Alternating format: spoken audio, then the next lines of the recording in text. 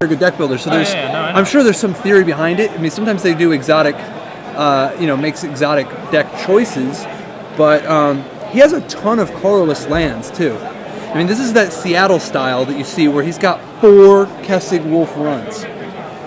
Because he wants to get, he's used to playing against people who have ghost quarters and such for his land, and just combining it with cards like Wormcoil Engine. Like in Seattle, they always figure that the guy who's got 3 Wolf runs has the advantage over 2, and they just want to go all the way up. And with so much colorless lands, I mean, Buried Ruins, Kessig Wolf Run, Inkmoth Nexus, and notice 4 Glimmer Posts. Kind of hot, right?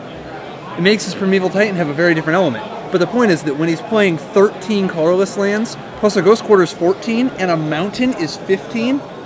His mana's awful. He's only got 10 Force and a Rootbound Crag for green, which is why he plays Coppermere. His mana's not as bad as it looks, though, because he doesn't actually have very many green spells. He's got Sphere of the Suns, which is 4 more sources of green.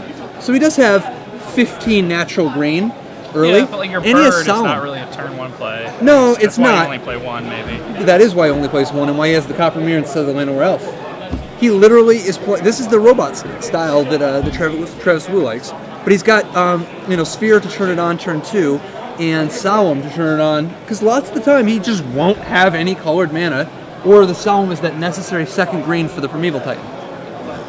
Meanwhile, he's going to face against a deck that we've already seen today, but we're very excited to see again.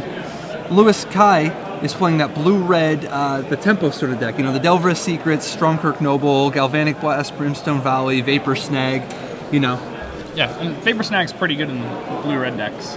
Yeah, so he's going to be, it's kind of interesting because you can tell that he kind of wanted to play against, this has got to be the matchup he wants to see, right? Where he puts on a quick clock, they can't get rid of his guy, and then he just nurses it and protects with counterspells. He doesn't actually have that many counterspells, though. But he does have Flash Freezes in the board for even more of that. Plus, Steel Sabotage is going to be nice here. So is Manic Vendel. So Liu Kai has Grim Lavamancer, and is that Stromkirk Noble on 2? He pondered into the Stromkirk he ponders into the Stromkirk Noble. Wow, is that the 1 Viridian Emissary? Yeah, that's so Brutal. good here. That's so good. Yeah, it's about the best. How many do you need, right? Wow, so good. So,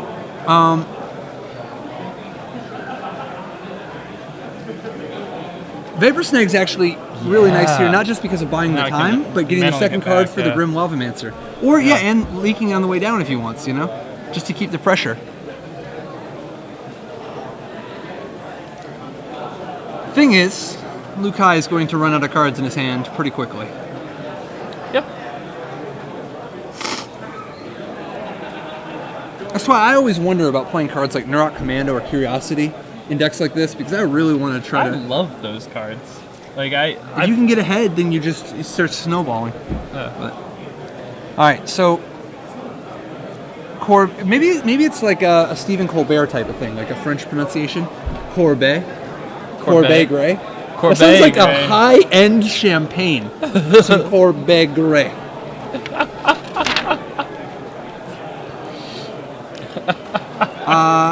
It looks like the Emissary is just going to come back down.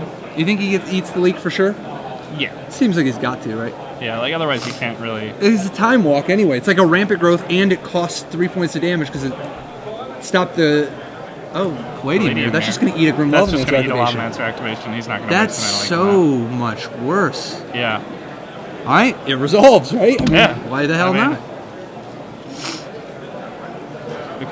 Luke's not going to run out of cards if he gets to just use Lavamancers. It is sweet to have Palladium Mirror against these, against like the green-white decks that don't have very much interaction.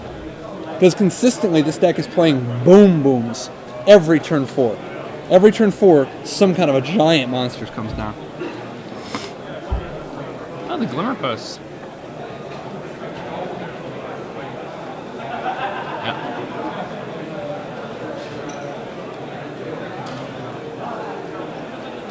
So, despite the... And you know what? It's actually not too bad. Because, he played the Palladium Mirror earlier, cost the activation, and he knew he was going to just get the Emissary leaked anyway. So this way he was slightly more mana efficient. Which I don't think is necessarily bad. Like the Palladium Mirror might not even eat the shock later.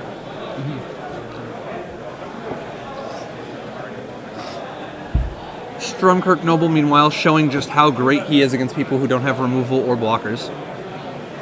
Titan or Wormcoil? It is Titan first. Snapcaster the leak? No, I'm sorry. So, this is real bad for Lou. Yeah. 2 Glimmer Posts adds a very different dimension to the Primeval Titan. It does. Yeah. Suddenly he's at 17. That's one of the, I mean, like, they're not just doing this for nothing. Like, they're paying for it by playing cards like Copper Mirror and so on. But there is an upside. Like, they are definitely getting some value out of, you know, some of these exotic lands they're playing. I think it's very cool to Primeval Titan up Buried Ruin, you know? So do we know what both of these players' records are? Are they X1? They have to be X1. I mean, Liu Kai has, we saw him lose earlier on camera. So I assume he's got to be, these guys are both X1, right? I was not here when Liu Kai lost. Oh, that was the match for you? I must have. Yeah. No, yeah, that's right, because I asked P. Sully about Curiosity in the blue-red deck. Absolutely. Which obviously you probably don't know also, because you're not P. Sully. But Stromkirk Noble combining with Grimoire of Immenser activation to take down the Titan, but this means that blue is almost entirely out of gas. And Corbett, yeah, they are X1. And Corbett has a bazillion land, and surely any other boom boom he drops is just going to totally win the game on its own. I like Corbett's chances. He's at 12? He is probably at 16. No, not even 16. I bet he's at, oh, he is at 12. Yeah. Oh, Brimstone Volley to the face. Yeah. Just taste it, sure. Which Glimmer Post undid. I mean, he's gained 7 life. Is that another Titan in his hand? So that's just got to be it, right? If it's Wormcoil, it's it. I mean, I think if he's got any spell in his hand that costs 6 or more, it's... Yeah, I think we're going to see Primeval Titan. And we do. So he certainly gets another Glimmer Post, because why the hell not? Does he get the Kestic Wolf run in Glimmer Post?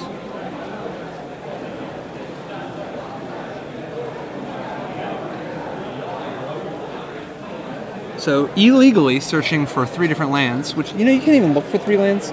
I see people do this all the time. You can't pull 3 land out of your deck, put it in the front of your deck, and then decide which 2 to get. It says expressly in the 4 rules you can't change the order of your library when you're searching it. You pull the cards out. Which matters when there's a Panglacial Worm in Magic. No, because if you have Counterbalance, the top of your library has to stay in the same order. And it's, I mean, it just, you know, it doesn't really matter, obviously. In Standard, it's absolutely irrelevant. But it's the rules. It is the rules. You're right. All right, so we see a Glimmer Post and a Kestic Wolf run, right? Or is that a Nexus? That's a... I can't tell. I think he got a Nexus. Ruin. No, he already had the Ruin, I think. Oh, okay. Either way, obviously, he has a commanding position. Primeval Titan, a bazillion mana. And this is from those experiences with Modern, where you're like, you know, you're playing your Cloud Post deck and you've got some Glimmer Posts, and the Zoo player can just never beat it. You get to thinking to yourself, you know, why not try this in Standard, you know? It's a pretty sweet deck. Yeah. No, I mean, it's a really sweet deck. People like colorless mana. And then you're like playing against Mirror Crusader is that you just have so many robots. You have just so many Battle Spheres and Wormcoils and so on. And I mean, you still beat control decks, right? Not as strongly as the other decks. Like, yeah, I'm. Like, you don't have the redundancy. You're a little inconsistent. You don't have Garrix. You're not where you're not where you want to be against Callblade. You're not good against the Blade decks, sadly. And you're not good against the hyper aggro decks, the decks that are really fast, like Tempered Steel or something. But you have a lot of threats, so you can try to attrition. Thing is, you don't even have. I mean, you have like 13 Yeah, I mean, you've only got 13 cards that the counterspell decks need to counter. And they have more than that. I mean, they've got 4 mana leaks, 4 dissipates, you know, like on negate or something, and 4 snapcasters, not to mention they're drawing more cards to you. Oh, I know. But you do have 4 Kestig Wolf runs, so every guy can be a threat. Which is something, you know. Yeah, so that's 9 from the battle sphere, plus that's 15. Yeah, I mean, this one's 5. a done deal. Like, Lou doesn't have cards in his deck that are capable of dealing this kind of damage, right? I don't think so.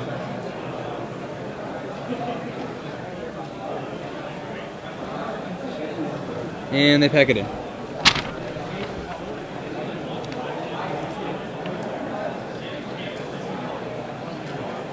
Man, Corbett Gray. Corbett Gray. Sweet deck. Can we get a judge's ruling on the pronunciation of Corbett Gray's first name? The Oracle text, please. Definitely like his style. An exotic Wolf Run ramp deck, the Wolf Run Robots, or whatever it is. I don't know. What did Travis call it? It's like something robots, like Mono Brown, Wolf Run Robots, something like that. I don't remember. Yeah, it's a Travis Wu. It's definitely, yeah, it's definitely. He loves to brew too, so you're right. Travis there are Wu many brews a brewmasters. lot of exotic. Yeah. I think one of his bullets made top 8 at the last Pro Tour in Philadelphia. He was playing Travis Wu's through the. I think it was Travis Wu's through the Breach deck. Number of people playing through the Breach, obviously, in Cloud Coast Emrakul decks, but he's most notable, I guess, deck building wise. People always think of Living End because of his Grand Prix finish. And obviously, well known for apologizing for how great the channel guys are. But a very strong deck builder from the Seattle area, and looks like one of his. Not sure if Corbett is one of the players from the Northwest region and just made the trip, or if it's somebody who has seen Travis's stuff. Because Travis made one. Somebody made top 8 of Seattle states with this exact style of Wolf Run robot deck. What are we going to see out of the sideboard? Okay. Like you've got, what's Corbett's sideboard here? He's got a Tree of Redemption. The Tree of Redemption for sure. And Thruns. Maybe Thrun. I bring in Thrun against red. Why not? Like it's a for sure block. Like maybe. Does he have something to take out though? And Palladium Mirror. Yeah, I was gonna say some of the mirror. You could probably trim some of the mirror. Yeah. Like your deck's got so much mana anyway, and all they do is eat 2 points of damage or 3 Beast points. Within's pretty miserable against them too. Beast Within's something. Yeah, I guess you just bring in cards that are playable. Yeah, like you have to keep some of that action. Maybe no, you don't really want Tumble Might either. Yeah, Beast Within's so bad. I guess you probably take out. You probably keep Copper Mirrors for cost them cheaper. Take out like a couple Palladium Mirrors and couple Beast Withins. And you bring in a couple Thruns. Couple Thruns and a tree. Maybe extra spheres. An extra land because you're taking out the Palladium Mirrors. Because there's 2 Ghost Quarters in his board. He could just put another land in. Yeah, I guess you could do that. That's fine. Because he's only got 25 land main deck. There's nothing wrong with bringing an extra land, for sure. Yeah. Meanwhile, Luke High is going to be bringing in Manic Vandals, Flash Freezes, surely the extra strong Kirk Nobles, the Steel Sabotage. That's something that I actually have long theorized will eventually become something of a norm in Magic, is that a lot of different decks may want 1 land, even if it's not for any particular matchup in their sideboards, because there are a lot of times where I want to have 26 lands in the play, and I want to have 25 lands in the draw. I've played land in my constructed sideboard in half of the Pro Tours in the last 3 years. Yeah. Oh, well, that's awesome. High five. No, I'm with you 100%. There's so often where something that's really big that is not really something that's part of most people's repertoire in deck building. Sometimes there's really good lands that you want that are good, and it's lands that are good against control often, because control matchups are often where you want extra land anyway. Or you have cards in your sideboard that do affect your mana base. Like I know that in Pro Tour LA last year, Pro Tour San Diego last year, I played basic planes in the sideboard of our blue-white deck, just because 1 and an extra land against control anyway, but it helped smooth it out for games where you played core Firewalker. Like if you boarded against Mono Red, you could take out a Tectonic Edge and bring in a Plains. Sometimes you would take out 2 Tectonic Edges and bring in a Plains, and be down a land. But yeah, but you're siding in Firewalkers and taking out expensive spells. Right, so Corbett, and he would like to give a shout out to Travis Wu. Oh, we've definitely given Travis Wu, exceptional deck builder, and in this case, TDW? the designer of Wolf Run Darian robots. So we have the turn 1 Noble, facing down a turn 1 bird. Obviously, it's the only bird in the deck, so why not have the one of? Yeah, and it gets played on turn 1 with only 10 mountains. 10 forests, yeah. Rather. So the Stormkirk Noble, though, is going to be absolutely devastating. Do you think he has the 1 Viridian Emissary here? No. No. Okay. That was pretty funny, but it was. So Stormkirk Noble is, like, that's a built-in 6-turn clock. Yeah. A built-in 6-turn clock, that's better than Wild Mikado if you play in somebody who cannot interact with it. He goes and gets basic Mountain. It's really interesting. What is he going to play that he would want Mountain for? Blasphemous Act? Did he sideboard in Blasphemous Act? Like, it's not Ancient Grudge, and he has no other red cards. He can't possibly be thinking of activating a Kessig Wolf Run anytime soon. I guess if he already has 2 green, he doesn't even have triple green in his deck because he doesn't have Farouk, so why not, right? Yeah. I mean, I'm personally hoping for a little blasphemy. Shout out to Tom Martell, our expert on blasphemy. Tom Martell and Matt Sperling, 2 of the game's greatest blasphemers. So another Stormkirk Noble hits the table. What does Corbett got to do here? I mean, like an acceleration spell doesn't really matter because it's like dropping 6s and 7s, but he needs to, I guess, not get double. He needs to not walk into 2 counter spells, right? Like if he's facing Mana Leak, I mean, if he's facing Steel Sabotage and Snap, but I guess he doesn't have double blue. for 4, what is Run, a for tree? Sure. You think he's gonna get the tree? Oh, because he blocks 1 Noble and buys himself 1,000,000 life. Yeah. Seems reasonable. And he holds off the big Noble forever. Mm-hmm. But a Vapor Snag could be brutal. Exactly. He does get the tree though. No Vapor Snag. Yet. That was a blue card. That was Delver, I think. Yeah, it did cost 1 mana, so. I think it's Delver. It is Delver, but it's going to get a damage and a counter on one of the Nobles. Yes, it's not a Vapor Snag. Fortunately, trees have not yet been errated to humans. The Delver drops. I like that the tribal interactions in the set are... Like, there's some nice, interesting tribal interactions without it being so completely parasitic and over the top. Like, I think it's cool that, like, if you're playing Reckless Waif and Stormkirk Noble as your 1-drops, it hoses the guy who has Victim of Night. Yeah. You know? Or if you... Or the Insect or the Pilgrim can't block Stormkirk Noble. Snapcaster Mage too. I love all that. It's really it's these nice little interactions. Things where it's not screaming out to you. It's unlike not Lorwyn where everybody's playing precons. Do I have any fairies? All right, I guess I time walk you with my undercosted 4/4 Flash Flyer. Yeah.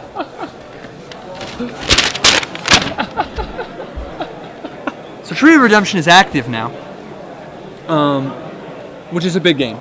It's definitely a big game. Lou trying to fight through it. That's a lot of life, and it's a big blocker. Does Lou have Revokers? He does not have Phyrexian Revokers. I know Patrick Sullivan was speaking the virtues of Phyrexian Revoker in Mono Red, specifically for the tree.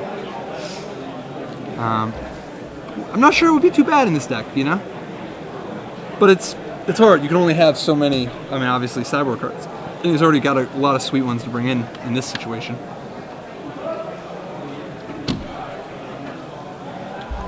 So the tree, giving Corbett the extra life and Blasphemous Act to kill everything. Well, he did have the Blasphemous Act that we talked about. It's kind of interesting, blowing the Blasphemous Act now. Could you have waited a turn? I mean, maybe if he just has land Wormcoil in his hand, then maybe this is the most efficient way to do it, you know? well, the blue's mana's tapped, so you don't get stuck. Yeah. And there's, that's not too bad, especially since like, okay, even if he didn't have the mana, I mean, he just wanted to play around the blue mana because he really wanted to make sure that resolved. He didn't want to get caught, with his if he gets his act countered, then it would be sad times because that's almost all of Lou's counterplay, right? Like, there's all those guys. Definitely liking Gray's chances here, right? Yes. He's a massive favorite right now. It's going to be really hard for Lou. In general, this is just a really bad matchup for Lou. I've still not been impressed with these counterburn decks between the inconsistency and the you always run out of cards in your hand that do anything. I can't even imagine playing against Arc Trail with counterburn. If you play against the guy who has Arc Trail. Alright, so we have Wormcoil Engine joining Solemn Simulacrum and Coppermere and Palladium Mirror. Oh, there's Mana Leak. A day short and a dollar late, I guess, is not how it goes. There isn't any realistic counterplay here for Lou, right? Like, no. I mean, like, he's... Blasphemous Act. Doesn't even do it. Like, yeah, the Wormcoil, you still just kills him anyway. Like, I guess you act of treason. You have to somehow steal the Wormcoil and then sack it and then get the guys, right? Like that's Slave of Bolas. Even if you just had active aggression and Manic Vandal. But you don't. Pretty sure this is going to be all she wrote. Sweet deck. Definitely. Plus, this blue-red deck's kind of cool, too. Yeah. If it just had the both mana, these are pretty and sweet. I guess... I keep thinking it's an Ancestral Visions short of greatness. You know? Yeah. Chase the Mind Sculptor, short of greatness. Like, if it could just draw more cards than other people. Maybe Neurok Commando is just good in the deck. I suggested Neurok Commando to Patrick Sullivan when we were watching Lou play earlier. I really think that, like, I love the idea. Like, I remember a blue-red deck you built a while back, and I actually ended up playing some similar decks that was like Mana Leak, Neurok Commando, And then burn! And Jace's, of course. Okay, so Lou went ahead and played a Snapcaster Mage. He's just chumping. At this point, the match is over. Right. I mean, yeah. Corbett has won the match. yeah, Lou so has no cards Corbett, in his hands. well, I guess this is one of those things where we're watching to see if Corbett starts cheating in the next turn. Barring that, it looks like he's going to pull it off and just... so steals Vapor Snag, bounces the Wormcoil, and Kessig Wolf Run powers up the Coppermere, and that's game. Yeah. That'll do it. So speaking of the really interesting story we were talking about with the Neurok Commando, that deck was sweet, right? Like Jace the Mind Sculptor, Yeah. Mana Leak, Neurok Commando, Yeah, play Jace. and then